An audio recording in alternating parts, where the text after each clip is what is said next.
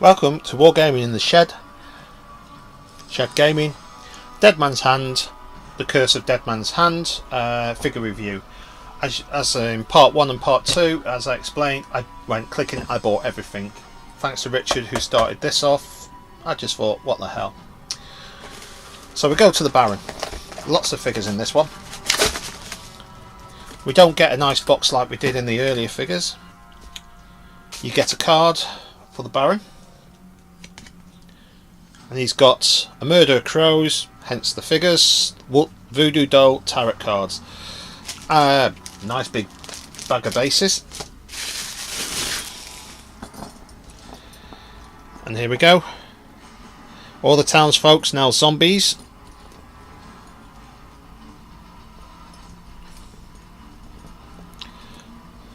Billy the Kid there, probably.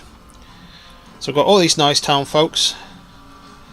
The Baron, just straighten that up.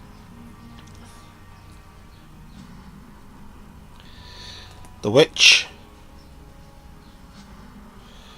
And the Baron's bodyguard. With his armour and that, but notice something here.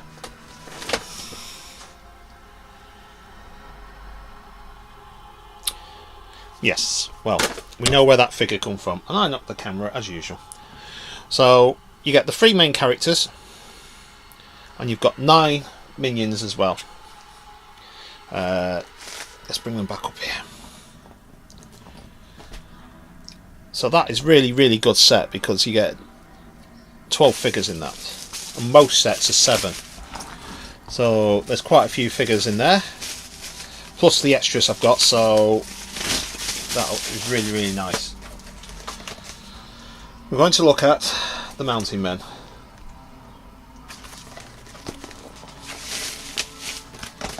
Okay, we get special rules on a card. We get the bases, and we get a little jiffy bag full of men. 7 characters.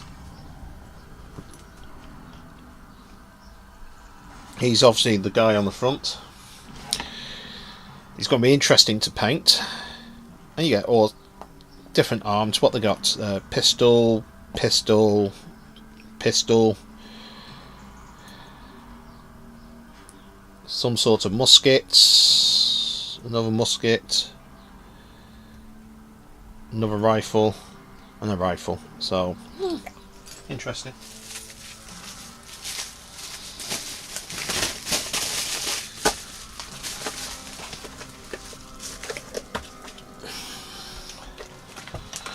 We'll look next at the 7.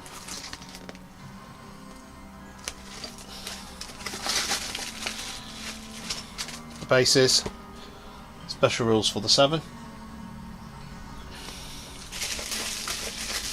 So, by its name, there's 7 figures in here. That's interesting. His hand has been moulded separately. That's very interesting, because normally,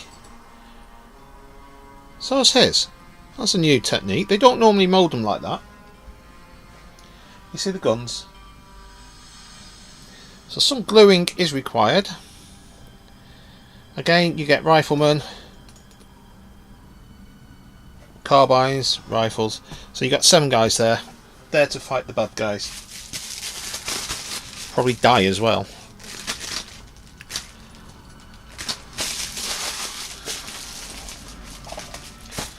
And now we're on to the Malevolent 7.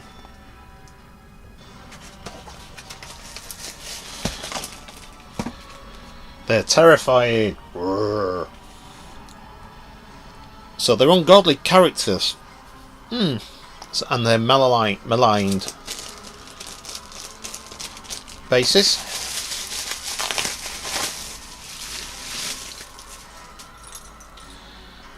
And all the characters. Now they're in slightly different poses. And they are a bit gaunt, which I suppose is right. Bit of flash. Take that off. Yeah, they're going to paint up quite nice then. So up to now, that's everything there is.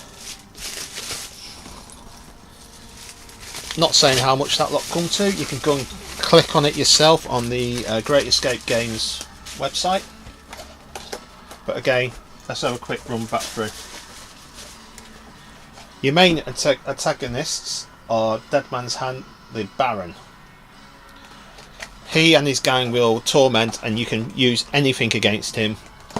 He's the ultimate evil. You have to kill him. It'll be interesting to play him, as there's no shooting and it's all his minions running around eating you. Next up, we had the Mountain Men. Brought down the mountain to take on the Baron. Then we had the 7.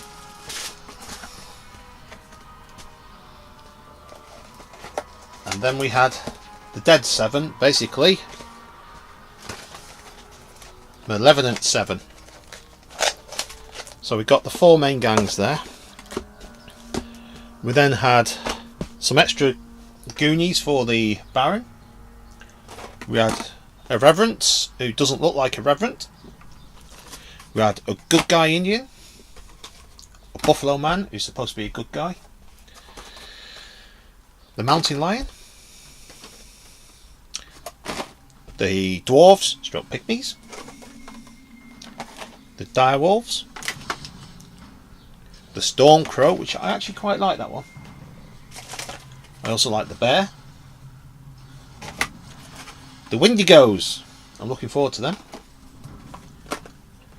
the Carrions, and when I work out what I did with it, Murderer Crows. So basically that is everything that's in the range. All that to play that, which is down to Richard in Australia. Richard, if you're watching, thank you very much. You've just cost me loads of painting this winter. So if you're interested in any of this stuff, I got all mine from Great Escape Games online. It arrived pretty quickly, within a couple of days. You can get them from shows and everything. I'm not paid by them to review their stuff, hence the criticism that we should have bases. That's Wargaming the Shed, Shed Gaming, signing off.